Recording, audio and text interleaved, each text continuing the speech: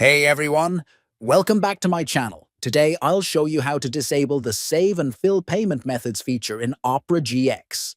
It's quick, simple, and keeps your data private. Let's get started.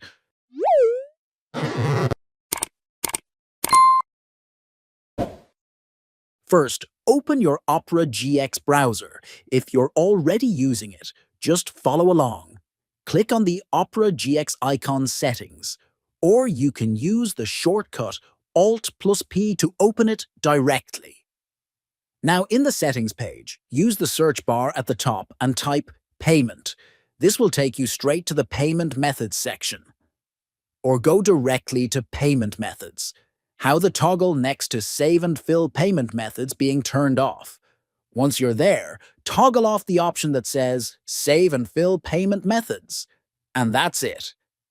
Opera GX will no longer save or autofill your payment details.